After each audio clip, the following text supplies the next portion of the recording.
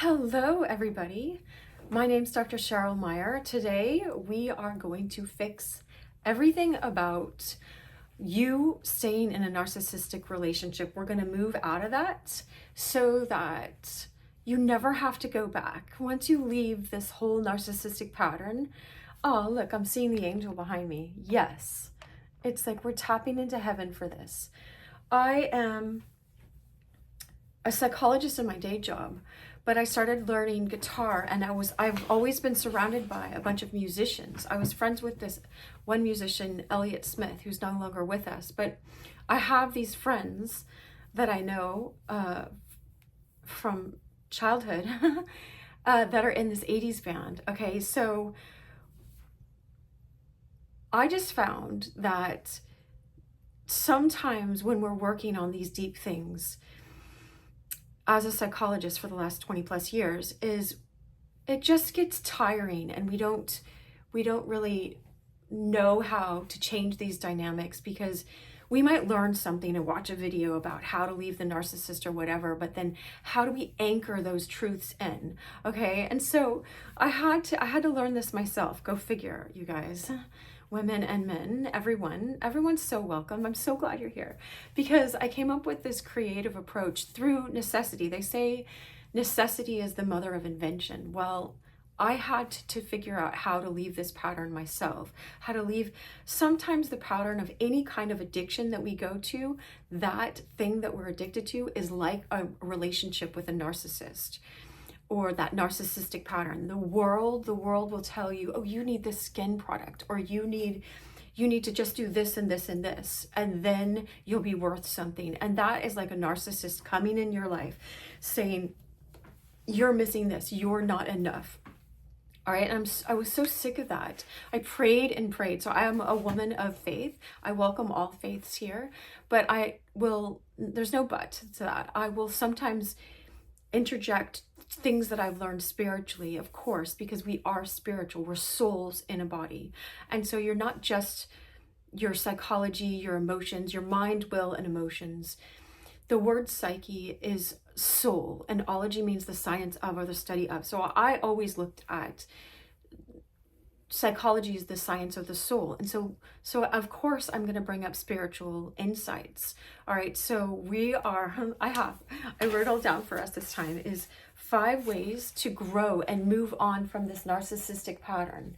All right, so I want you to imagine for a second, and we're going to use the song Don't You Want Me by Human League. That's so awesome. So I was saying, my friends are in an 80s band, and so they sing this song all the time, and I'm plan to go see them again soon. And I was remembering one time they invited me up on stage because no one was like volunteering to do it. I was like, I will, because I just love them and I wanted to help out, of course, because that's a pattern we're learning to shift out of, always being the helper. But whatever, this time it was super fun because they needed a woman because they're all guys, 4 guys. They needed a woman to sing I was working as a waitress in a cocktail bar. They needed a woman to sing the female part.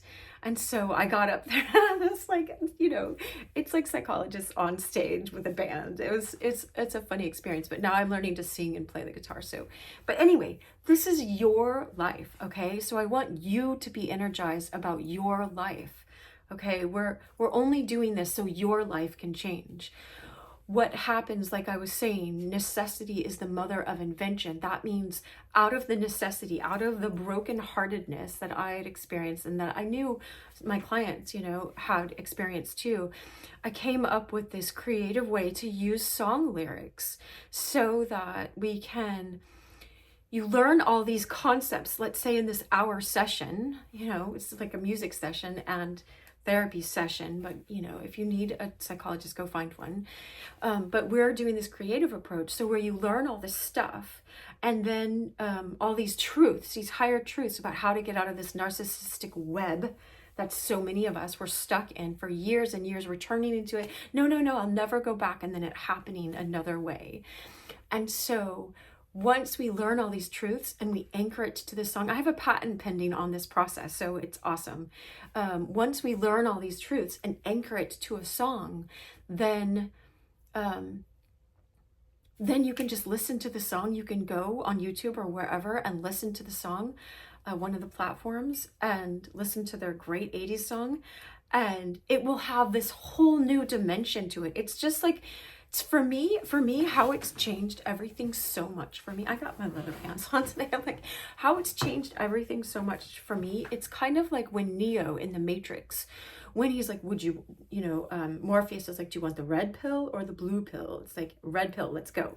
I think that's the one where it's like, let's go find out what this really is. He's like, once you make this choice, you can't unsee this. And so Neo in that movie finds out that he's just in a computer simulation, and he wakes up. And so it's kind of like if you're living all your life on this second floor and just looking out this way, and then you go up to the roof of the building and now you see all of life from a different perspective. That's what this has done for me. And it's so simple, but sometimes it's the simple things that people don't think of. And I was saying to this guy that I just recently met, that's going to help me with work. And so I was telling him, there's an old commercial, and this might age some of you guys, right? Where it's like someone had a jar of peanut butter and someone else had this, and I think it was like a guy and a girl, like had a bar of chocolate. They had a jar of peanut butter and a bar of chocolate. Jar and a bar, right? That's so funny. We're going to be talking about a bar today. And my friend Elliot had a song about between the bars, where it's like you're in this jail, but you're also, another way of saying that is bar hopping. You're in between these bars, picking up different people or different truths or different songs or whatever, or between the bars, like music bars, you're elevating to a higher level. Elliot was always talking about elevating your consciousness. Bob Marley, I have a quote from Bob Marley.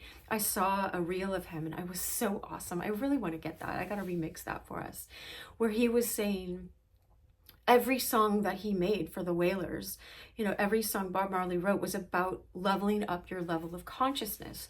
And now I understand that Christ is the God-man that came here. You don't have to believe that, but he's always teaching from this highest level of consciousness. And so many, even Christians, are calling themselves this and missing this level of consciousness, don't have any clue about it. Now, the Holy Spirit will wake people up in different ways. I don't mean that everybody has to do it this way that was shown to me, but I was praying and meditating every day with God in scripture, just being quiet and like, how can I know this? How can I get out of this system? And so like, here's this simple method, like using songs. And so anyway, what was I saying about the bar is, let's see.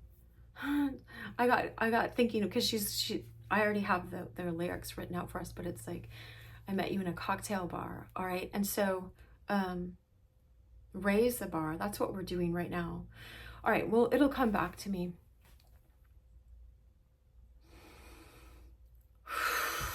I'm so excited for you to learn this method. It's so fun. Okay, so yeah, I was saying it's like the Matrix. Once you understand this, you unlock these new levels in your life so that you never have to go back. And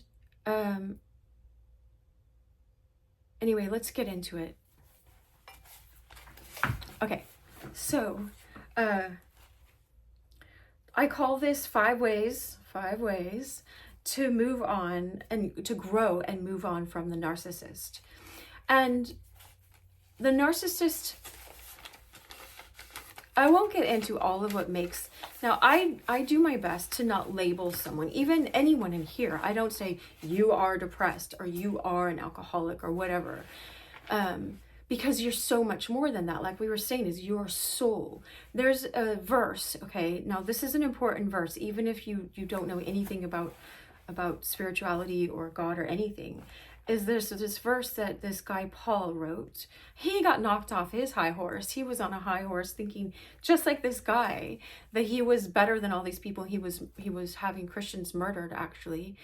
And he got knocked off this pedestal that he had put himself on, thinking that he was super religious. And he was blinded. He was actually blinded. Now, sometimes there's verses that say, the proud I will make low, and the humble I will lift them up. All right. And Humble is just like what Bruce Lee is talking about when he says you must empty the cup. Okay, I'm not saying I agree with every philosophy of any of the people that I quote, but that quote, he understood the essence of what must happen. It's just like, look, if I have my pen and I drop it like that, gravity will pull it down. If you empty yourself out to God, to the divine creator, then God fills up a vacuum. This guy in the 1500s wrote about it, a guy named St. John of the Cross, in a book called The Ascent of Mount Carmel and The Living Flame of Love.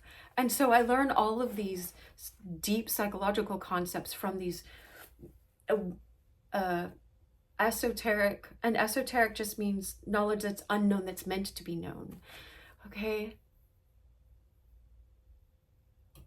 I don't know if I'm gonna move the camera. I think I'll show you guys this. Okay, here. All right, we're gonna show you something. All right, now this has to do with the video. Now I don't know how flattering this will be or whatever, but it doesn't matter. I'll just get right here, just to my arms. Okay, now look, I'm gonna teach you a concept, an active concept right now, so you know it. Is I can do these man push-ups. I guess I gotta show my knees. I can do these man push-ups, guy push-ups they call them. And I didn't know how to do them at first. I had to build up from doing girl push-ups and then one push at a time and then added from them. Now this is how we have to grow psychologically. So you know it's gonna take work, okay? So I'll just, let's see if I can do some right here for you. Oh, you're not seeing. Okay, I wasn't planning on this. Okay. Knees. Oh gosh, this outfit. Okay. One more time. All right. Okay, whatever.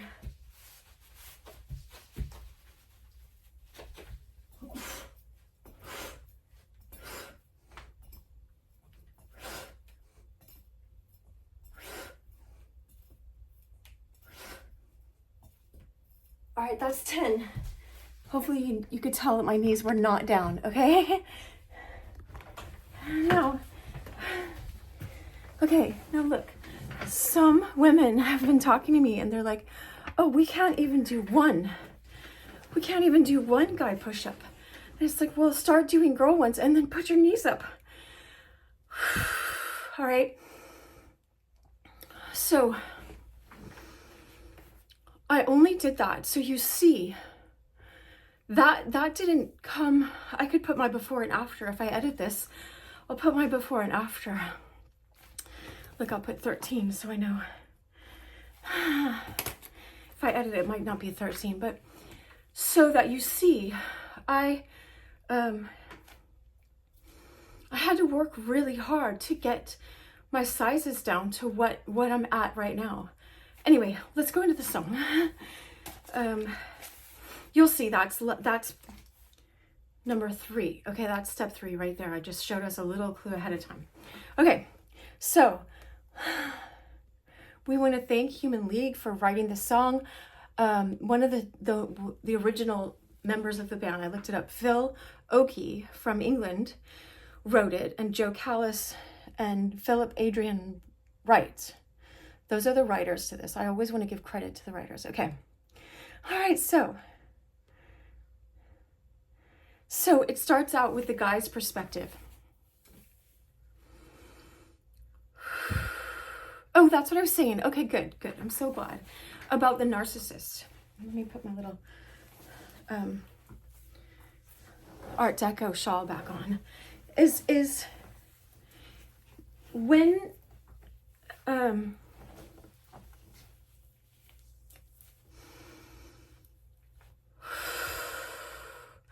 we never want to label someone. So I was saying, I was describing what psychology is, the study of your soul. We never want to label someone and keep them in that box. Because when you practice labeling other people, you do that same thing to yourself. You automatically start doing that to yourself. And so when Jesus gives us the clue, this is a high psychological, spiritual clue, is love your neighbor as yourself, is if you start loving people genuinely. I always wear this to remind me to drop out down from my head into my heart. You know, use your head for sure, but you want to be loving and just expansive and generous with love. And the more you are like that towards other people, not enabling, we'll learn that here in this one song, in this one session, in this little time that we have. I'm so excited for you. All right, but when you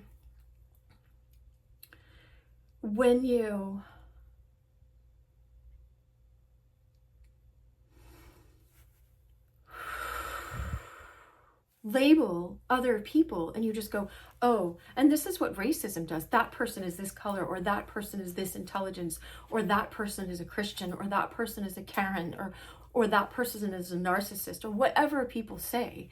It's so important that you intentionally stop doing that. Stop doing that. I'm just inviting you. You don't have to follow me, but I love this couple. Look, you guys, we're going to be talking about turning into like a loving couple, right?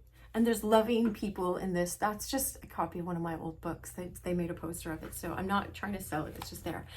But I love it. I love it because there's all different kinds of relationships there. So I kept it.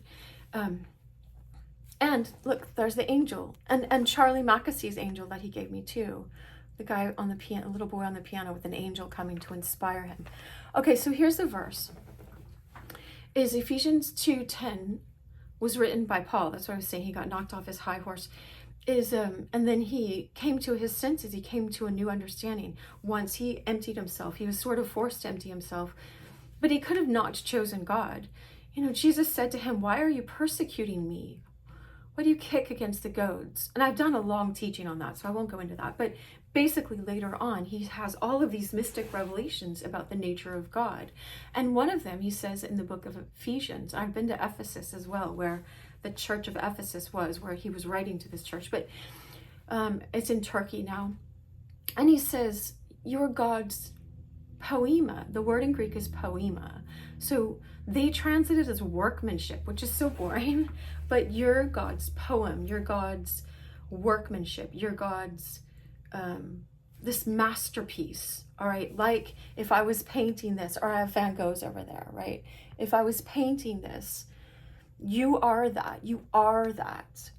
And so as you actually, this is the groundwork for this song for us and for your life. As you know that you really are, Psalm 139, it says, I knit you together in your mother's womb. That's not just talking about David. David was a poet and a king, and he killed that giant Goliath. He killed more giants than that as well.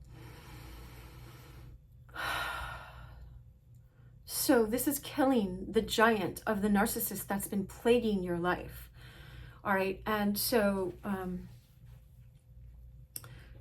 if you know Ephesians 6, then you know what I'm talking about, that there are other forces that act like narcissists. The enemy of our soul is like a giant narcissist.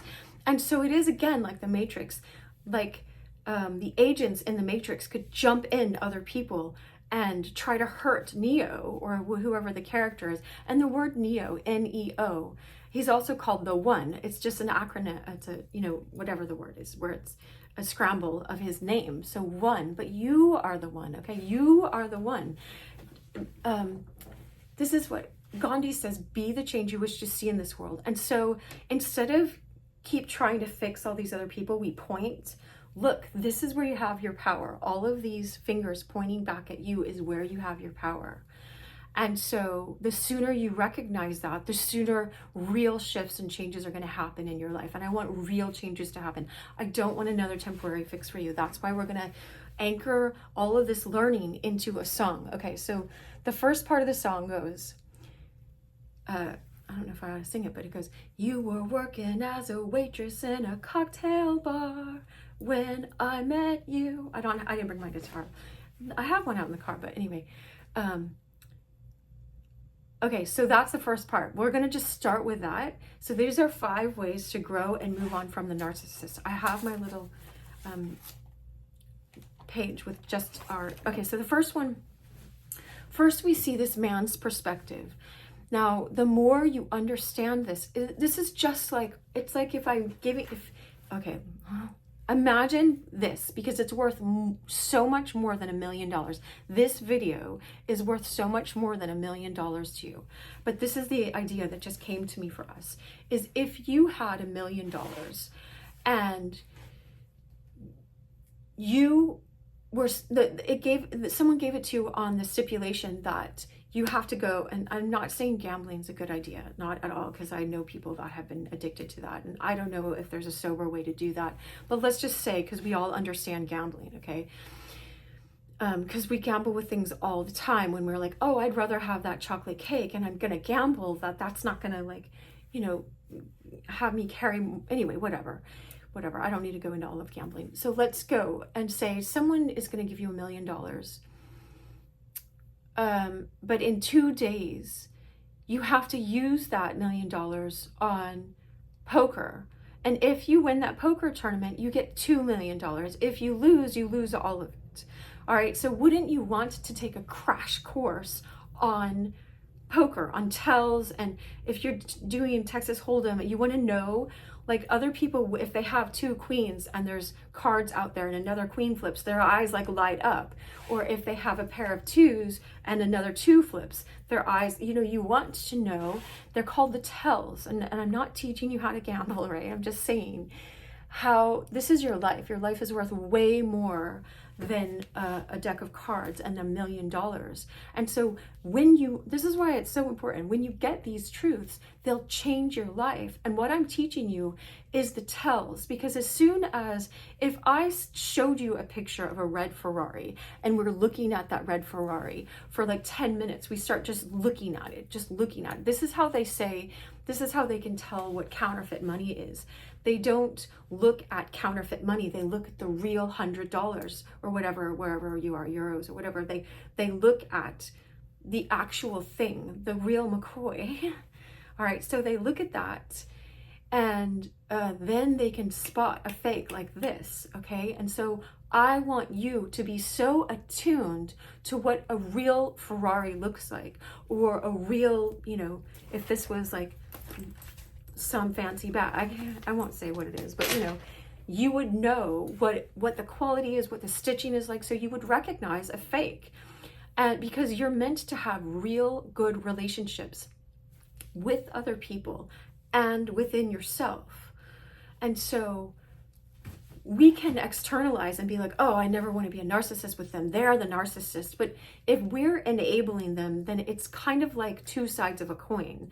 They're operating in egotism, inflated egotism. We're operating in, like, not knowing our in a kind of, how do we want to call it? Let's make up a new phrase for us. It's like necessity is the mother of invention here.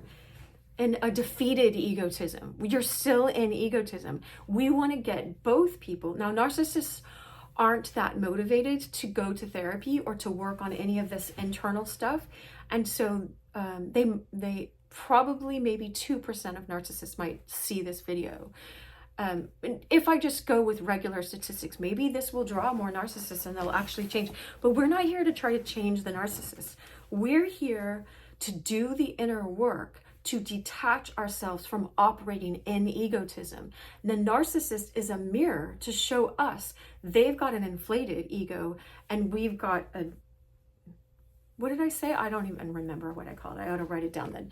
A deflated, destroyed egotism or something.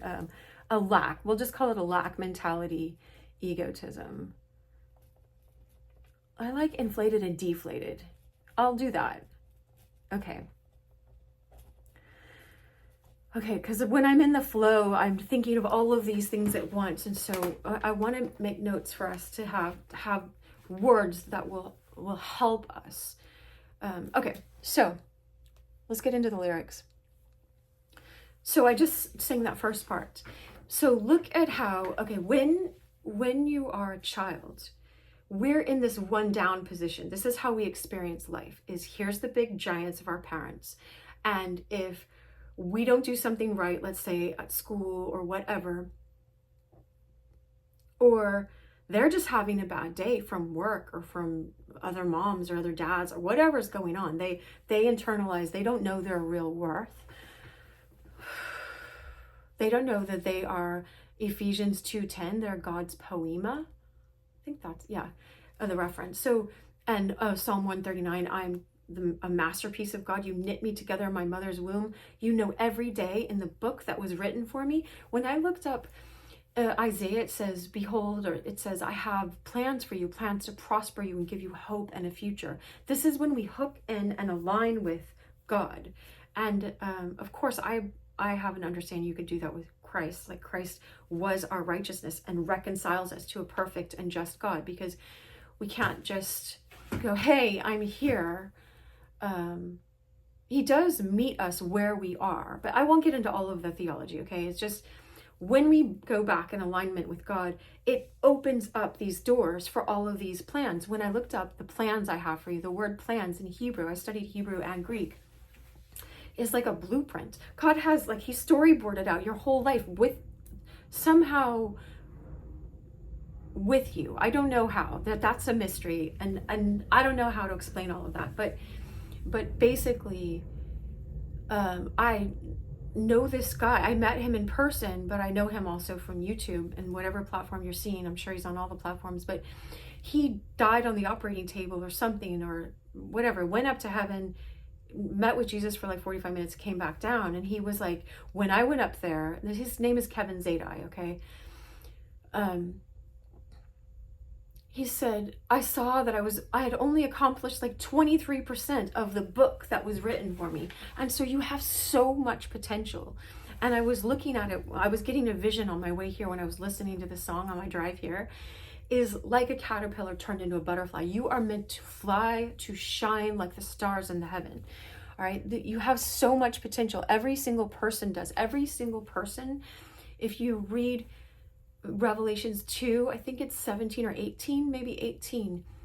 It says, to those who overcome, I will give you this manna from heaven, right? This mysterious filling of this mysterious manna means what is this stuff, right? Anyway, and I will give you a white stone, and on that stone your name will be on it, your God name. And so, and only you and God know this name.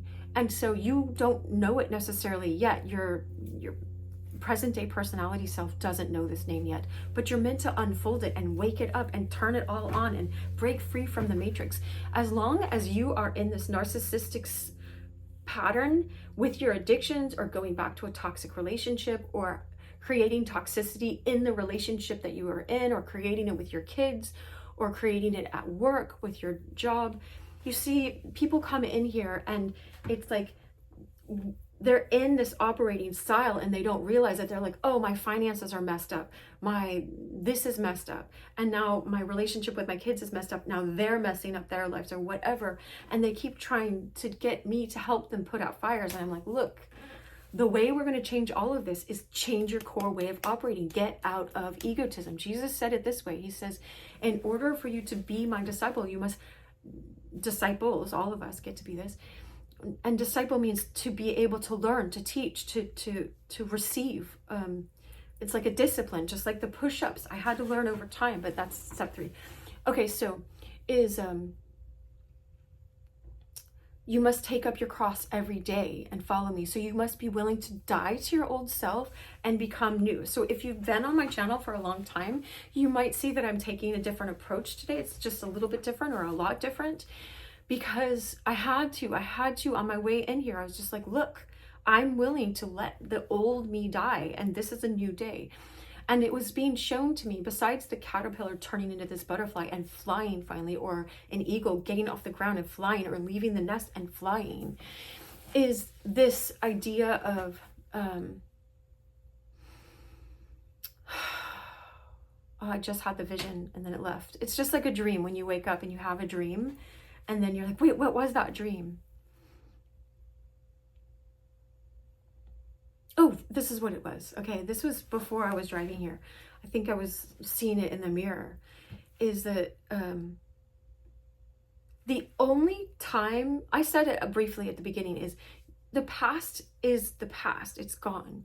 The only way to heal and make the future better out here. So God is above linear time. We experience life like this line, and the past is gone behind us. Now, the only way to make this better and connected to our own destiny story or whatever, it's beyond destiny. Like I heard that we're not even, anyway, the only way we can connect to our highest unfoldment of our lives is to start right now in holiness. Holiness is wholeness. Start cleaning this up right now in this moment. And that's what we're doing. So let's go back. Okay, so here's this guy. Now understand, he was saying, you were working as a waitress in a cocktail bar when I met you. All right, I am up here. And so he's putting himself in the role of the parent, and she's like the child that needs this person. Now, she really doesn't, because she's an adult and he's an adult. And so you're two souls. You're actually like this. This is how you get out of whoever is stuck in egotism, in the inflated egotism. We're calling them the narcissist. Now, what we can do is we can flip back and forth from the inflated to the deflated. Inflated to like, oh, I'm worthless, I'm nothing. All right. And so most people, they probably would say 95% of people are operating this way. And so you are going to be one of the few rare until we start. Jesus said, you are the light of the world. And he said, I am the light of the world. And it's not grandiose. It's saying, turn this light on. You're meant to power on. You're not, when you're in egotism, you're in a false self. It's just like the same. It's so similar to this. It's not exactly the same, because it's so similar to if I was interacting with you right now versus me going online, entering into a MMORPG, massive multiplayer. I know lots about video games. Online game, right? And I had this character and I kept leveling her up, and I meet you and we're both whatever characters we are, and we're interacting there. That's different from you meeting me and knowing me as my real self, or even knowing me on this camera is something different than me just being an avatar. If I acted like, I am a psychologist, I am a doctor, so you must respect me. No, I'm taking the role. I'm actively using my teaching and all the school that I had to pay for. My parents helped to pay for some, so that I would be equipped to give you this. And I can see it like this in the songs, just like a mechanic can see what's wrong with the car, or a violinist or can see sheet music and just play it on the violin, or a director can see how they did different shots in a movie. And we don't have those eyes. So I'm giving you the training right now so you have the eyes to see this, so that you never fall back into these same traps, okay? And Human League is giving us this great song as an anchor to learn from. Okay, so because songs are expressing a universal way people operate with each other. And so they're just fantastic grounds. I love so many Queen songs, because Freddie Mercury read a lot of books and he worked hard to develop his consciousness. Now, some of us go off path. Like my friend Elliot is no longer with us in this earth realm. He died, and it's an open case still why he died. But anyway,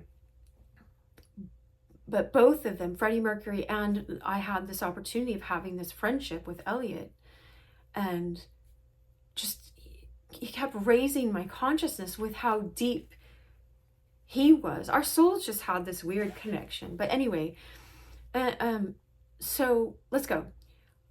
You were working. So here's this person. If this guy, the guy in the song, there's a guy and then the woman, right? They're having this dialogue. If this guy knew his real worth, he wouldn't have to inflate himself like, I'm the parent. I'm the one that could walk away. I'm the one that was all equipped. And you are this lowly child, okay? You are the one in need. A child, like, hello, a baby, like, needs the mother's milk.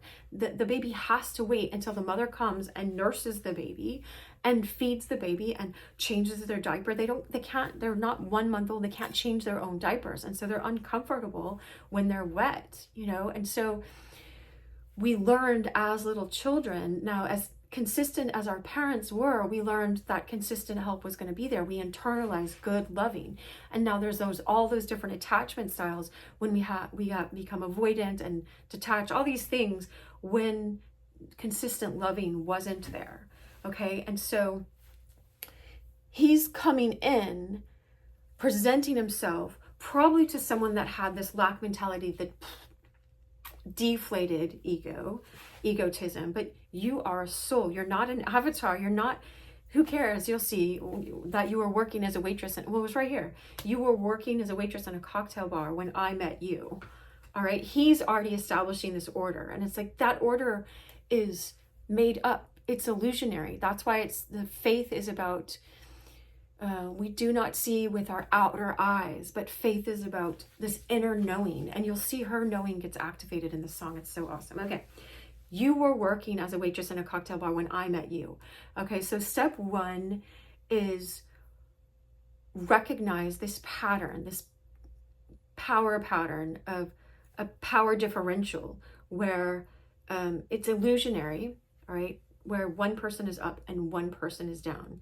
And so it's this sense, this person in inflated egotism always is insecure, and they look really charismatic, and they might be really charismatic, and they're in this band or whatever. And so they look like they have a lot to give. But if you can recognize, if anyone's in egotism, they always want to say they're better than, they're always trying to protect the life of egotism. But when you know you're a soul, then you know you have an eternal essence. And of course, if you knew true Christianity and we lived it, which I don't know what percentage of people actually know it, but if we did, then we know the Holy Spirit is renewing us. And Jesus said in John 10:10, I come to give you life. That's the word Zoe in Greek, Zoe, like Zoe. But I come to give you this more than bios life, this eternal life, this waking up to these divine things so that you can become the divine person, the divine soul you are always meant to be. You are created in the image and likeness of God. And so if you knew yourself as soul and as redeemed and as, wait, Christ died for me and for anything wrong that I did, and I'm co-heirs with Christ, I'm adopted into this. Now, this is the way we express this in Christianity. And of course, like, my understanding is, because this is my faith practice, that it's describing something that's available to all people. We're all meant to take hold of, and God might be teaching it to you in different ways. Just ask God, ask the Creator for discernment and for wisdom. You can always ask for wisdom and just believe that it will come to you, and you'll start discerning, wait, what is true and what's not true? Because it's a lot easier. Like, if someone has this wad of fake $100 bills, it's easy for them to give that to us. And so it's easy for us to grab hold of that. But once, if you started using those and you got found out and you didn't even know, you might still be put in jail for like 15 years. Or I don't know how many years. You don't want to.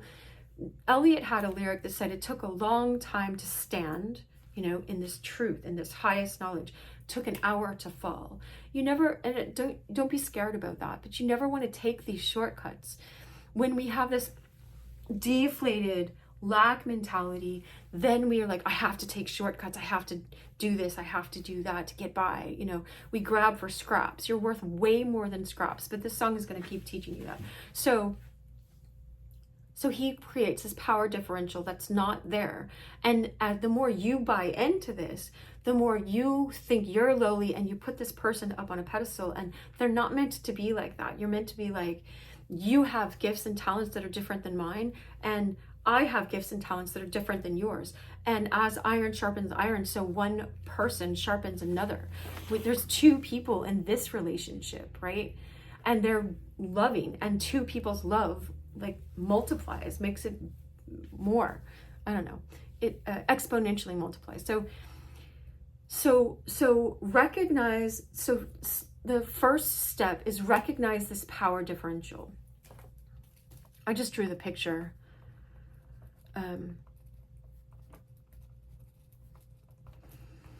Now, if ever I take a break, just breathe really deep and exhale all your old patterns that you are not choosing to go back to. You are consciously and intentionally moving out of egotism. When you're so, okay, you know how I was talking about Bruce Lee's quote, you must empty the cup. If your cup is so full of I'm worthless and I need my worth from this person, you're idolizing them. The commandment number 1 is put no other gods before me. And that is not because God's a narcissist or needs you to worship him. We're made to love. We're made, and God is love.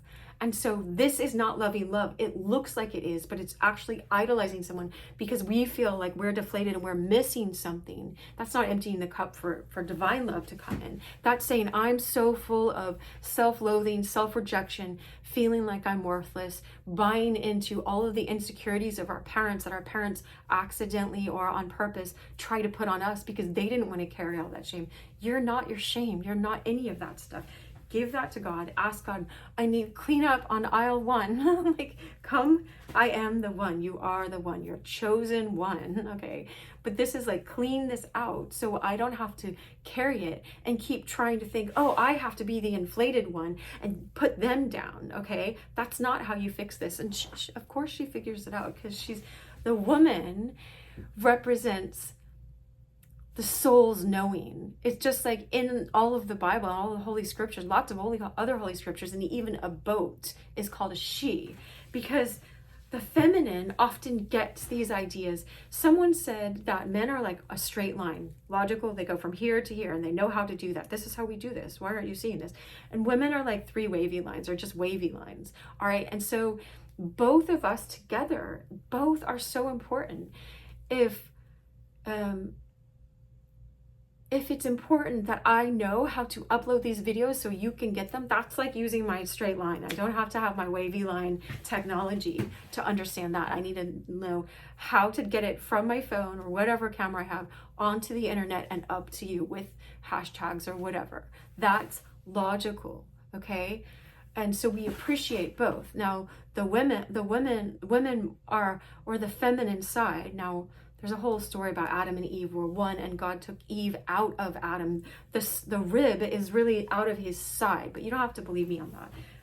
That can just be your mystical understanding if you'd like. I read it in this Talmud, or not a Talmud, the Torah commentary from someone who knew Hebrew well. So whatever. And so I kind of think that we both have a masculine aspect and a feminine aspect, but that we don't have to twist any of that up at all. It's just understanding that the feminine side of ourselves, or a feminine in our lives, it says, blessed is a man who finds a good wife. Like, all these blessings unlock when he finds a good wife because she activates more the side of the man. And so anyway, when we get into the soul knowing, and men can have this too, just like we can be logical women, okay? So when you activate that, then you see, wait, I am a soul. I'm no longer a 3-month-old baby that's waiting and crying for my mom to come. The guy in this picture right here is acting like he's the provider and I am this lowly thing that's lacking. No, we are equal. We're both souls made in the image and likeness of God. Both of us, Christ died. It says, John 3:16, for God so loved the world that he gave his only begotten son, that whoever puts their faith in, believes in what he did for us, shall not perish but have everlasting life. And so Christ he walked on water. He could have got off that cross, but instead he chose to die for each of us. So that shows our value. That shows that God valued us enough to do this. Whether you understand this or not, I'm not going to go into that. I'm just going to present it, and then you get to take the pill or not. All right. And wake up to this highest level of consciousness. Of course, if Christ actually is the God-man, God come down here on earth, then he's going to speak on the highest level of consciousness, but you're only going to hear it on the level you're willing to go to. Now, if we are identified as this avatar, as egotism, then we're going to miss so much because you're not in your soul self. And it's shown in the passage, I think it's in Luke chapter 14, the later part of Luke 14, Mary and Martha. Or you can look for Mary and Martha. Mary sat at the feet of Jesus and heard his word, heard this profound teaching. And Martha was like representing this egotism of going around and going, she's not helping me. Why don't you tell her to get up and help me? I'm making a meal for you guys. And he says, you know, Jesus said to her, Martha, Martha, you're distracted by many things. Mary, in this moment, has chosen the better thing, and it won't be taken from her. Because when you come to this higher level of consciousness, no one can take it from you. It's so awesome. So let's keep going. All right, so power differential is 1. And we had a lot of foundation for this. So the other ones will go more rapidly because you've got this foundation. And so the solution, I wrote the solution down for 1 is to know yourself as soul. All right. And so the next one, and now you can probably already recognize this. Okay. Is he says, I picked you out. I'm up here again because he has to keep building up this inflated self because he doesn't know himself as soul. Look, I'll use my fingernails to represent soul. I get them done like this to remind, because when you have visions, or even if you just read about the transfiguration, it says Jesus was shining like the sun. Like he was so bright, like a fuller's cloth, like all his clothes went white, but it's just, he's shining like this. So I get my nails sparkly to remind myself, wait, go back, remember your soul self, because we forget all the time. And so he says, I picked you out. I shook you up and I turned you around and turned you into someone new. Okay. And so, okay, there's something to this. All right. We're not going to totally dismiss what we learned from the narcissists in our lives or from the addictions that we went to. When you go to any kind of high, even if you go to, like, let's say just chocolate to make it like, you know, PG for anyone watching, is, you can understand this apply to any addictions that you've gone to in the past or any toxic relationships you kept going to try to get your high from that, because there's oxytocin released when people engage in all different kinds of relationships. So they don't call it a high for no reason. It is a high. But let's say it's just chocolate. Chocolate makes you feel elated and better in the moment and a little bit of that expansive feeling, but then it goes away and you have to crash, and then you've got to like do a walk for an hour just to burn off the extra calories. Now, I'm not saying don't eat chocolate, but I'm just saying when you're trying to fill up with it, when you use anything in an excess of what its nature is made for, it's meant to be enjoyed, not used to fill up this deflated sense of self that you keep holding on to. If you're like, I am worthless, I am rejected, I need someone else to come fill me up because stuff was missing in childhood, then your cup is full of I'm not worthy, and their cup is full of I'm so great. But it's just like a cloud of smoke that's nothing, that doesn't last, it doesn't work.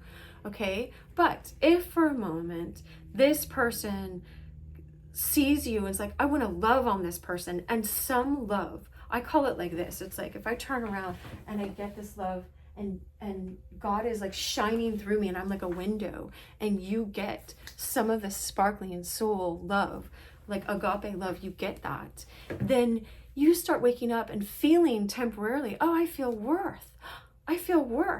And then you get hooked on that person because you think the worth came from that person valuing you. But they could have just valued you like an object, like I was just in the pool and I needed a towel and you looked like a good towel for me to dry off with. And so you get this, it's called transactional love. You do not want transactional love. If you read the chapter in 1 Corinthians 13, I always forget if it's 2 Corinthians or 1 Corinthians. I think it's first. This chapter on love. Love is patient. Love is kind. It does not envy. It does not boast. It is not self-seeking. It's not self-aggrandizing. It's not, doesn't mean don't take care of yourself. Read Ruth chapter 2, verse 18 or something. Ruth, she gleaned, she loved Naomi. She left her own family to go with her, but she gleaned the field. And this is like a profound, weird thing. Okay, so you can meditate on this for a long time. It says she took all of the wheat that she needed, and then when she was satisfied, she gave the rest to her mother-in-law, who she left everything for. It's so strange if you've been operating in this whole pattern of trying to enable a narcissist. So these are just side things for you. So you see how you get a sense of love you get this, oh, I'm special. Well, you were already special. You're made in the image and likeness of God, of the Creator. You are made in that. It says he breathed a soul into Adam and Eve, right? Into Adam, which was both. And he made them both. And anyway, you can read all that. Go study that yourself. You don't have to take my word for that. And so, but you were a soul was breathed into you. That's all over the Bible. And so you are this, but it's like, you want to wake up to your eternal self, and you want, I just put on X last night. So whenever you get this, you can go back. I don't know how I hashtagged it, but it's like this beautiful song about, I don't want to go to hell. And it was this man and his daughter singing, and he had like stage 4 cancer, but I saw they made a video a year later. So I think he lived through it. I didn't want to look at the comments and see that, but they sang it on the porch. It was this beautiful song. Anyway, so, and it's not a fear tactic. It's really saying, I want to wake up to my true destiny, and we have an eternal destiny. And once you wake up to your eternal destiny, you have all this confidence to just live out your life here with full of love, and you're not in needy and this neediness. Okay, but all of this is about getting out of the neediness. When you die to your egotism, you're out of neediness. So you don't fall for these things, and you recognize all of these patterns. All right, so I'm just naming some of them. The first one is this power differential, and the solution is getting in your soul. The second one is, I picked you out, another power differential, but I wrote it down for step 2 is when they try to make you feel special, because they want to feel special, because I got this young towel to wrap myself around with, diamond towel that they saw in you. They saw your potential or whatever. I picked you out, see, special. I shook you up.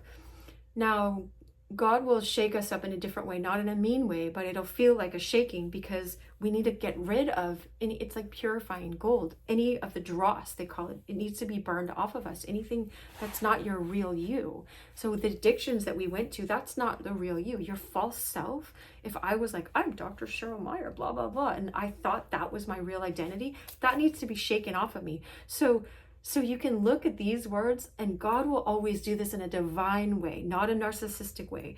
But the enemy of our souls thought he was God. And Jesus said in John 10:10, or right before that, he said, I saw him fall like lightning. No, that's in Luke. Luke 10:17. Okay, in John 10:10, he said, the thief, he's called a thief, comes to steal, kill, and destroy. I have come that you may have life. That's with the Zoe. And so Jesus said in Luke 10, I saw him fall like lightning. So this guy, this entity, whatever all he is, he is something. C.S. Lewis says in one of his books that the devil would love for you to not think there is such a thing, because it's like rats that are in your cellar. They love hiding, and they hate it when we expose them for what they're doing. All right, it's just a giant narcissist. But you don't need to be afraid of this, because you're in Luke 10:19, it says, I give you power and authority to step on the scorpions and the serpents. So you're meant to step on these things. That's your true place. But okay, we're waking up to that, so not everything at once. And so the second one is, he comes around and tries to make you feel special in the moment, but you're meant to feel no. If you sat for an hour, if you've never known Christ, and I don't think I have a crucifix with me. I might have one in my purse. Yeah, I do. I put one in for our videos. Thank you, God, for reminding me somehow. Okay, so look, if you sat, and I know some people get weirded out by this, so just bear with it for a second. If you sat and meditated, this person stayed on a cross and died, that's how much your value is. If you sat and just took a screenshot of that and just on that part, zoom into that part and contemplate on that for an hour and look at what does that mean? Because that being, this God man, he's called Emmanuel, could have walked away from that. And so he was there for a reason. And he said himself, those are his words. Either he's lying or he's crazy. And we know he's not crazy. And we know he didn't lie. or he's Lord like he said he was. But you get to choose if you want him to be Lord of your life. I'm not trying to get in all this theology, but I'm wanting you to understand your real worth, and he showed it by his actions. So it's not just words. Like a narcissist will inflate you with all sorts of love bombing and words, and you're worth so much more than a temporary. These are like temporary highs that we keep going down to that keep us crashed. You're meant to have a life that goes up like this. And so there are hard times and things we face, but it's progressively going up towards your eternal self. Behold, I am a new creation. The old has gone, the new is come. Okay, so here's the next part for us. So that second part was they come in and say, I picked you out, I shook you up, and turn you around. The word for repentance means to turn around. Metanoia, come to a higher understanding, come to a new level of consciousness. Noia is your perception, your nous, N-O-U-S. And so he's saying, I turned you into someone new. But when you know your soul self, you know your eternal nature, and you know that you've lived longer than just this little life, and you stop. Jesus said in Matthew 6:33, it's written, seek first the kingdom of God and his righteousness. That means the right way, this true way of love. And once you're aligned with that, and then all these other things will be added to you as well. You'll get high quality relationships. You'll heal this core person. And so all of these spokes that go out, all these problems will start resolving themselves because you operate from a soul self, a redeemed soul self, not just like this new age. I'm not trying to teach anything new age. It's not this new age, I'm just a soul self because I say so. No, Jesus didn't say, excuse them for they know not what they're doing. He said, forgive them. And so there has to be forgiveness, but it's fully offered to us. You can have full forgiveness. And now I have 1,000 videos on YouTube, so you can study all of that with all of the stuff that I've put out. I've said it in all sorts of different ways. But now, okay, so God can turn you into someone new because you let go of this old deflated lack mentality, and you start memorizing Psalm 23, the Lord, the I am that I am, the creator, the self-existent creator that's before all of creation, is my shepherd. And that's the word in Hebrew for best friend or shepherd. Therefore, I lack nothing.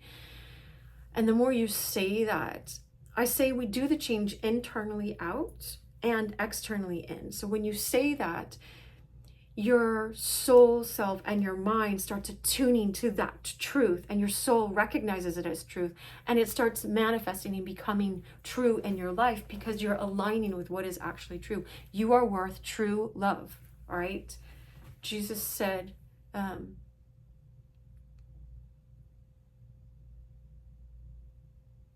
I will never, I have it on my bracelet. I will never leave you. Oh, look, I'm always with you. Lo, I am always with you. Okay? I am with you always. That's how this says. But anyway, I will never forsake you. And he says in the book of John, like, I want you to know the love that I have with the Father, that they may have it in them as we have it in us, and they in us. And Colossians 3:3 says, for you have died to your old self, and now you are a lot hidden with Christ in God. So there's these mysteries that you can know of, but it's just like I didn't learn how to do 15 push-ups. I can't do 100 push-ups right now. I can do 20 at a time. That's what I can do until I learn how to do 25 at a time. And so this stuff is incremental. That's this next part. And so God can turn you into this butterfly by emptying this cup of I'm so worthless. Stop believing that, or I have to keep inflating myself and filling up my bank account to get my worth, or using someone else like a towel and discarding them and ghosting them, or whatever people do, like kick rocks. I'm like, bye. I love it. This woman named Latoya Okia, she's like, bye devil with your ugly self. That's how she says. She has a shirt that says it. It's like, you know, it's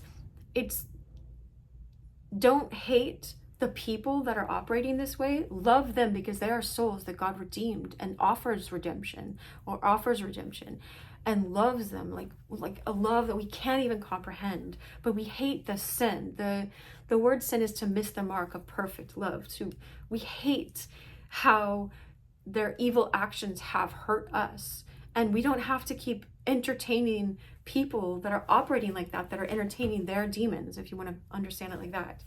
And so boundaries happen once you know your real worth and you stop believing this lie. See, you internalize a lie. That's what keeps you in this lack self, this deflated self. Okay, and so now he's recognizing something, this egotism guy, right? See how the tables are going to turn. Now, 5 years later on, you've got the world at your feet. Success has been so easy for you. Now, I learned, we're going to go a little over. I'm going to be, I think I have till 15 after. Yeah, I have a little bit more than 15 minutes. If you're welcome, come with me. Okay, so sometimes our sessions go a little over, but I'll do my best to keep them at an hour. So success means to seed. Stop sucking. Your life will stop sucking. When you cessation from sucking, that means stop seeing yourself as this little child that still needs the milk from mother. It's great that we got it. If it was consistent, we got the nurturing that we needed so we can just shine. Like you could be at the 3rd grade play and just like, da, da, da, da, da, and be your shiny self, right? But if we didn't get that, we internalize, I'm in lack, I'm always rejected, I'm never going to have enough. And that's a lie, though. It's just, no, I had some experiences from 0 to 18 that taught me that lie, but it's not true. I experienced it as if life was like that. But if I was adopted and in this really loving family and they were consistently loving, I would have internalized truths instead of a lie. But look, if you're the same person in this family or that family, you were always worth it. Sometimes I say, if there was a baby out there, we wouldn't go, well, I wonder if that baby's going to Harvard. If they are, then I'll go love them. No, it's like, I love them. I hold him or her and I take them to the fire station or the adoption agency or wherever I know is a safe place that has a high reputation that I research of finding really loving parents to take care of this baby, right? This baby is you, and you get this opportunity to shift out of egotism, die to your outer self, die to your old self, this fake personality self that's not you. It's an avatar that the world teaches you to build up the avatar. And so people keep fighting about my avatar is better than you, and you don't have to be engaged in any of that. You get so much energy back to do all of these great things, like make videos for other people to learn and whatever else creative things you have built in you, like a bunch of seeds, like the push-ups that are meant to grow, okay? Okay, so now 5 years later on, you've got the world at your feet. Success has been so easy for you, but don't forget it's me who put you right where you're now, and I can put you back down too. Excuse me, you cannot do that. You don't have the power. Once you know yourself as soul, they cannot put you back down. So first was this power differential, and the solution is getting your soul. Know yourself as soul, as Ephesians 2:10. I am the poema of God. You are a song, okay? You can make this song. Like they made up this song. You can make up this great song, and God will help you make up this amazing song. It's like you're co-writing a song with God. Okay, the creator of, like, Saturn has rings around it, you guys. The creator of everything beautiful. You have this opportunity to write this song with God. That's all life is about right here. Like, and Christ, gives us the Holy Spirit that redeems us, and all of that stuff is part of it. I'm not saying it's not, but okay, so and the number 2 was him saying, oh, I made you feel special. I picked you out and I shook you up. But God can do this in a divine way. You don't need other people to do this. Now, they can show you a glimpse of what it feels like to finally feel recognized, but they're only recognizing you as an object, as a transactional thing, and you're worth more than that. That's why it doesn't work. C.S. Lewis describes it in a book called The Four Loves, that people love the sensation of diving into a pool, but when it comes to swimming, like in a real relationship, they get back out and they're like, no, I just want to keep diving. And that's when you see that that was an egotistic love and not a real. Now, you can have glimpses of real love in it, because when you're actually aligned and you're not looking for scraps over here, for a moment, you get in that bliss, and the love of God shines through that other person. And so we think that they are the source, but really they're just a resource. God is the source. They are a resource. And so I have a whole video in my Getting Rid of the Narcissist playlist, or Getting Over It, where there's a lighthouse on the front. And in it, I had this profound revelation just from a meditation, meditation plus all of the skills that I learned, but even all of those are just gone. I just surrendered to God. But the narcissist acts like they're the sun and the moon and all of that, when really they're just like another candle. But really, when we connect with God, it's like the sun shines through us. There's a verse, Daniel 12:3. Meditate on that and you'll understand what I'm talking about. It's so cool. Like there's so many, I love these. The word of God is meant to be living and active. It's meant to like, it just came to me, like, if all of those references that I'm telling you where to look up, those are like combinations to a safe, and there's like $1 million worth of knowing your worth, which will change your whole life and the whole trajectory of your life here and the trajectory of your life eternally when you unlock these, because they're living and they're meant to permeate through, and they clean out the old stuff in you that's not really you. It's just the stuff you've gathered from this world that's lies. Okay, and so success has been so easy for you, right? Because it's easy. I learned it's as hard as you hold on to. It's so whatever you resist. When she lets go of her old idea of her worth and go, yeah, I know my real worth, then success is easy, because she stopped sucking. Her life stopped sucking because she stopped trying to get her worth from someone else. Okay. But he's like, you don't forget, I put you up where you are now, and I can put you right back down too. No, the more, if you are identified that this person put you up and you think you need this person, then yeah, they can keep putting you down when they leave you and go keep picking one girl after another and putting it on their social profile and wherever, or one guy, if you're a guy, if you're a man and you see her going, oh yeah, here's this new guy and look at how, believe me, I know some very, very handsome hockey players, and like, it's like they get, oh yeah, look who I'm with, blah blah blah. It's just like nothing. It's just like battling video game characters. That's not your real worth. Let it all go. It's like, we don't have time for that nonsense. That's nonsense. It doesn't make sense because it's not who you are. So stop looking with your eyes. We trust, what is that verse? I think it's like Hebrews. We look not with our eyes. Anyway, there's lots of verses about we live by faith. I know that's in Hebrews too, not by sight. Yeah, there's the verse.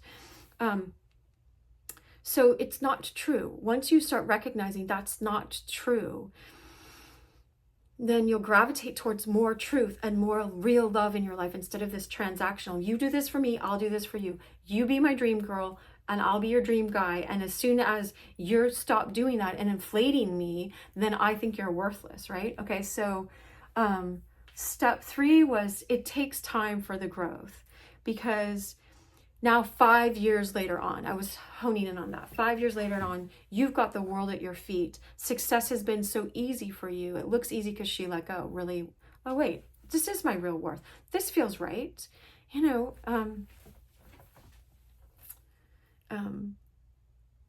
My psychologist a long time ago, she was a therapist analyst, a Jewish woman analyst. And she's like, now Cheryl, if you wanted an available guy, you would date an available guy. And I was like, wait, what? They come that way? And it's like, but once you recognize and start showing up and be available for yourself instead of going, hold on, let me go try to get this from this other person, you're betraying yourself when you keep trying to get what you already have. Look at Eve in the garden. Adam and Eve walked in paradise with God, and the enemy tried to say, God's withholding something from you. You have to go get this new makeup, and then you're going to feel worth. And then you're going to know your worth. You have to do this and jump through all these hoops. Even he makes religion be presented like all these hoops you have to jump through. And like, no, God meets you exactly where you are, just where you are. There's this woman that just converted. I'll just say her name, Nala. And anyway, I just saw her, like an 1.5-hour interview of her conversion story. And, I pray that everyone is sincere and they sincerely come to Christ. And she showed herself being baptized. And it's just like, and in that interview, she said, God met me where I was. And she was a stripper before, online. But it's just like, she came back to Christ and found her real identity. She said she was so depressed in that other lifestyle. You're just taking money from other people. You're manipulating them. and they're manipulating you. It's just toxic. It's toxic. But I'm not trying to make a judgment. I'm just saying, she could say it herself. All right. So I'm so happy for her. And so, but she was showing just this truth. She showed this truth as God met me where I was. I changed after that. The love comes in. And then, of course, I let all the other stuff go because I didn't know this real love. It's different from this inflated egotism love that looks like quick fix. You're worth the real thing, okay? So so step 4. So recognize step 3 is like, recognize it does take time for these seeds to grow and for you to know real truth and live in it and let it blossom in you. And no, when you know that, then you're just like, no, you can't put me back down too. No one can put me down. No one can, right? Didn't Eleanor Roosevelt say that? It's like, no one can put you down without you assenting to that. And once you know the truth, you're like, nope, I don't come into agreement with that lie. That's a lie that I had in me from some stuff I picked up from my parents' insecurities. Again, when Jesus said, forgive them, that doesn't mean excuse. You don't excuse your parents or anyone else that hurt us. I have a book on 12 ways to heal trauma that I'm 650 pages I'm writing right now. I'm editing. But so I'm talking all about that, is like, you're not excusing. You're just saying, God, here's all the debts that everyone else owed me. And here's all the debts I owe other people with love. I give you all of that. And I ask you, make me new. Forgive me and give me all of the love that I was missing, that I kept looking for in these people and these temporary things, and temporary things change. Yeah, I have that. You are a new creation. So be patient with yourself. This solution is no, you can't. Yeah. It's like, it's like, no, you can't put me down too. And you don't have to convince them. Don't spend any time convincing them. And you don't even have to convince yourself. Just sit in the knowing. Go back to this and going, look, if this person actually did come, this God-man came on earth and died for me to reconcile me with a perfect God that demanded perfection, and he chose to be perfection for us, took the curse that Adam and Eve brought in this world to all of us. He took it back on himself, so we don't have to carry that. If that happened, then no one can put me back down, because I received that and I welcome that.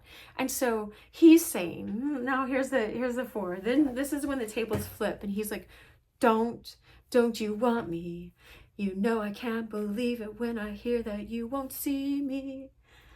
Don't, anyway, when you say that you don't need me, it's much too late to find. You think you've changed your mind. You better change it back or we will both be sorry. Don't you want me, baby? Now he's begging. He's down here and he sees her up here. And that's not how any of us ought to operate. This is egotism. Deflated, inflated. No, your souls. You're the shiny. God wants to redeem you and wake you up and put the Holy Spirit in you. And, don't you want me? Oh,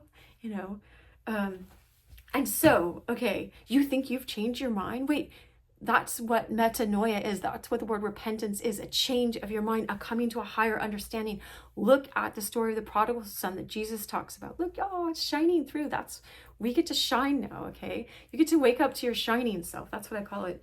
Like Jesus on the Mount of, but he said the prodigal son went down and spent all of his inheritance, this resources that God gives us, whether we recognize all of our resources come from God or not. He spent it all. And Elliot has a song and it goes, you spent everything you had, wanted everything to stop that bad. I love that. I love that line. It reminds me of the woman who had spent all of her money on doctors, and she still had this issue of blood, which made her unclean in the Jewish world. She was Jewish, of the line of Abraham, and so she couldn't go into the synagogue because she was unclean. So it kept her isolated from other people. And she spent everything she had, but she knew if she just touched the hem of Jesus's garment, that's like us. We're touching that hem right now. You're waking up to your true identity. I'm so happy for you. And so that's what the word metanoia is. I come to a higher understanding. It says the prodigal son came to an awareness. He came to an awareness. Oh, shoot. Okay, so one of my clock on my desk is off, so I know my alarm's going to go off and shut this off, so I got to wrap it up. He came to a new understanding, went back to his father, blah, blah, blah. So you'll understand that, but you can. You better change your mind. He's like, you better go back to egotism. She's like, no, I know myself as soul, okay? And so step 4 was like, he's saying, wait, what? I need you. And you're like, nope, that's okay. You don't need me, actually. And so I don't believe in that. And I have changed my mind. I have a new understanding. I've changed my whole perception. I know myself as this butterfly self instead of the caterpillar. And so she says, he's like, oh, don't you want me, baby? And she's like, I was working as a waitress in a cocktail bar. That much is true. But even then, I knew you have a soul knowing.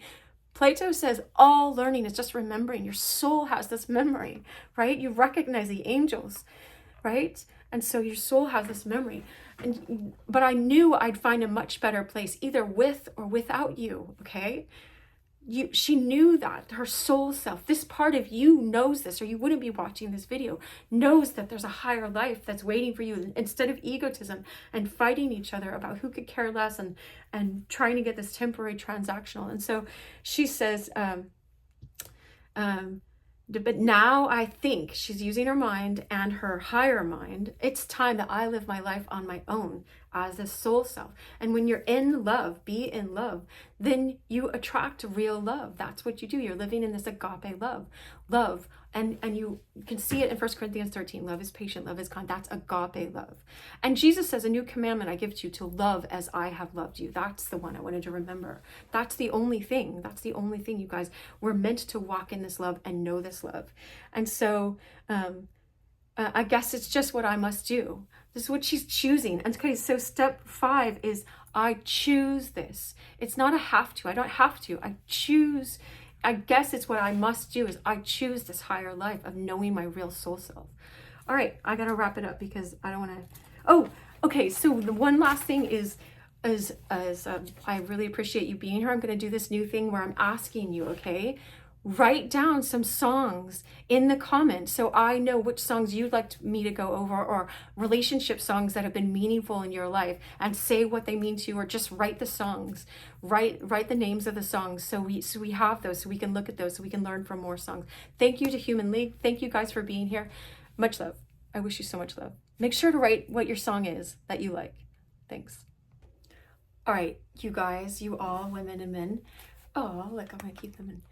I want to do a recap just to wrap it all up so you remember all of this with the song. I had my meeting and I wanted to do this wrap up, this final wrap up. And so I plan to insert it right here where it's inserted. Okay, and so what I noticed afterwards when I was reflecting on this a little bit more is in this song, Don't You Want Me? It's egotism. It's the egotism in us that's being shown in the form of this guy in the conversation. There's a guy and the girl is, it's just like in all of Proverbs, there's Lady Wisdom. It says, seek wisdom like you're searching for gold. Follow her. When you find her, you will find life. And that's the word Sophia, but Christ is the wisdom that created all of the world. But that's John 1. Anyway, okay, so I'm not going to go into all of that because I could talk for hours on each of those subjects. Let's look at the 5 things that we learned again, all right? And understand that this could be a part of yourself that's trying to keep you in egotism instead of dying to your old self and coming into, I have my necklace, true love, okay? True love, all right? And I have this. This is another form of true love, right? And even someone gave me this, or I don't know where, I think I might have got it in Jerusalem or something, but there's Mary on it. She, and I'm not saying to worship any saints, but she chose yes. She said, yes, let Christ be birthed in me. And right now you get to have this, Christ is meant to be birthed in each of us. This is a coming, this is why they call it a coming to Jesus moment. Hello. Well, that's why they call it that. It's truly that. But anyway, I don't have to go into all that. I'm not trying to make you convert. I'm just saying this is how I know how to explain it and describe it for us, okay? And so here's the 5 things. The first one was a power differential. And so I'm going to just say it as I statements because the ego is presenting this counterfeit way. and egotism, and it's saying, I was better than you. I was more powerful. I saw you working as a waitress in a cocktail bar. I was more powerful. And the solution is, no, I am a soul and you are a soul, and we're in these bodies and we're created equal. And there's just power differentials in egotism in the outer world that people judge worth by that. But we're equal as souls and as someone that Christ came to redeem and love, and serve with this redemption, with this possibility of being remade anew. Okay, and then the second one is, I picked you out.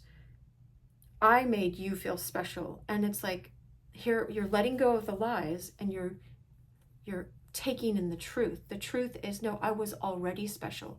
I just forgot. I didn't know.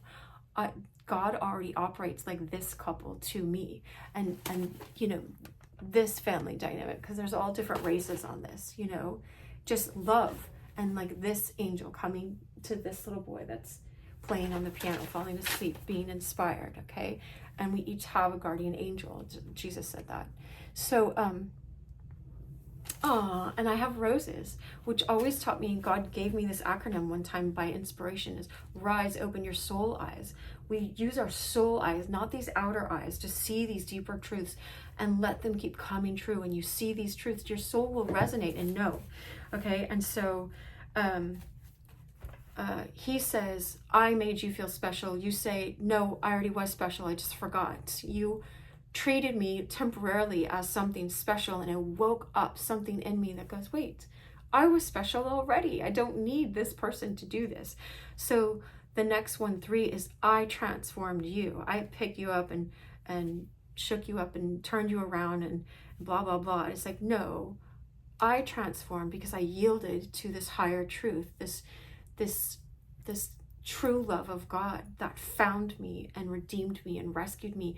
Even if you just know the truths that God created you and He put gifts in you, and God's beyond he and she. Psalm 27:10 shows that. So no, I reject your lie. You didn't know it was a lie because you're wrapped up in egotism. You think that you're just this egotism, false self, this puffed up self. And I thought I was this broken, needy, insecure self that didn't have real worth, but it was always in me, and it's always in you. And when I stop treating you as this made up egotism and stop trying to inflate you, then you will fall on your face, or recognize it before you fall, that you're not that either. You're a soul and you're worth redeeming. The same person died to rescue you, right? Anyway, okay, and so I transformed because I sought first the kingdom of divine love of God, and this narrow path of true agape love instead of transactional love. People call it love, and it's just, you make me feel high and I'll make you feel high, and I'm not for that anymore. I let go of that pattern. And that was I picked you up and shook you up and turned you up, right? You're going up. And it's like, no, I went straight up past you straight to divine, to God. And then the fourth one, that was the third one. Fourth one is, wait, come back to egotism. What are you saying? That you don't need me? I need you and you need me. And it's just like, don't you want me, baby? I don't believe you when you say that you don't need me. And you're like, it's true. This is the truth. I don't need you. I can love you. And that's the next one. She says how much she appreciates everything, but I'm not needy anymore. I'm not a child. I'm a soul. I'm an adult and I'm a soul, and I was always worth the love, and I'm going to stop draining myself to keep feeding your egotism. That's like a black hole, because you can never get your worth in egotism. It's always a black hole. You can never fill that. And so you're always going to keep feeling this deflated worthlessness when you keep trying to inflate someone, because that's not real love, and you can't do it. It's impossibility, because they have to know themselves as this soul that God created, that God put gifts in, they're meant to activate all their gifts. Everyone is different. We look like we're all separate, but we're all connected, but everyone has a different part. Like the eye has a different job than the knee, and so we all have different parts that we're playing out here. Okay. And so he's saying the guy is representing egotism or narcissism or whatever, and the narcissist in us that goes, no, don't change. That's going to be really scary. You'll never succeed that way. It'll never work. You're going to fail. Come back here with me. Stay out of balance in this transactional love. You'll regret moving on from this dynamic. Blah, blah, blah. It says, I can't believe it when I hear that you won't see me. Don't you want me? I don't believe you when you say that you don't need me. It's much too late to find. You think you've changed your mind. You better change it back or we'll both be sorry. We'll both be left without. But no, you're just left without egotism, and you don't need egotism. Jesus says, die to yourself every day. Follow me. Join me on this path of true love. This is the higher path. I have one of Elliot's songs called Dancing on the Highway. You're on this high path. And so for that's the fifth. You see the lie, you recognize the lie, you reject that lie, and you hold on. You've got to fill yourself with the truth, or else the lie goes and tries to find seven more strong and tries to get you back to that old way. So you got to fill yourself. I call it filling with the Holy Ghost. Holy Ghost activate. That's what's activating, right? But she says, but the truth Jesus says, when you apply this truth, you'll know the truth, and the truth will set you free. So don't make it super complicated. Just keep asking God, show me what the truth is. Help me fill my life with the truth. Help me seek after wisdom instead of these quick fixes. We only went to quick fixes because we didn't know our worth. It was like that inflated, deflated, and I didn't know my worth. So I kept taking quick fixes, and they were a quick fix. So I idolized them. People are not meant to be an idol. You're not a child anymore. You don't have to wait for them to get it. You get that you're worth loving. You're worth loving. All right. And so you say, no, no, because the egotism says, I know the true path. And it's like, no, you are a counterfeit. You're a false path. And I reject that false path. Look, right when I thought of that, I saw this is holy water. And someone, I don't remember where I got that because I didn't grow up with any of this kind of stuff, but I got holy water, and the Archangel Michael is on the cover of that. So it's like we are protected. There's holy angels around us, whether you know it or not. There's hashtag Team Jesus and hashtag the other team. And so you're like, no, I know the truth path. That's counterfeit. I let that go. I turn my back. Repent, metanoia, metamorphosis of your perception, of your nous, noia. And so I come to this new understanding. I move on from that. And Jesus said, you're not worthy to be my disciple unless you put your hand to the plow and don't look back. When we look back, it makes the lines that we're drawing to plant our seeds, to make them grow on this earth, it makes them all crooked because we keep looking back, and it messes it all up. So don't look back. Learn from this woman who's representing the soul self-awareness, which is way more than that, but it's your soul connecting with the truth of God and letting the Holy Spirit in. I found this path of true love and true life. I'm moving on. Bye. All right. And she says, I want to include that one line because she says, the 5 years we have had, 5 represents the 5 senses a lot of the time in the Bible too. Like the woman at the well was married to 5 men. It also can represent, she was married to her flesh in all these different ways. Israel had broken off and left God in 5 different ways. And so there's lots of deep meaning in that story. And it's also, I think, a woman that he met. And I don't know all of what that implies, but Jesus met her at the well and gave her the living water, right? But anyway, she says, the 5 years we have had have been such good times. There have been really good times. I have learned a lot about love and what is not love from you. I still love you. You can love these people and let them go and set boundaries and be like, I love you so much. I hope you find this path. I'm crossing the water. I'm crossing this bridge.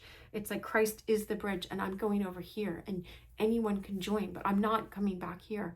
That's drowning. That's chicken life. I am meant to fly like the eagle. I'm not going to stay as a caterpillar. I'm not going to stay as an embryo. I'm going to be birthed as a baby. Like now you're birthing Christ. You're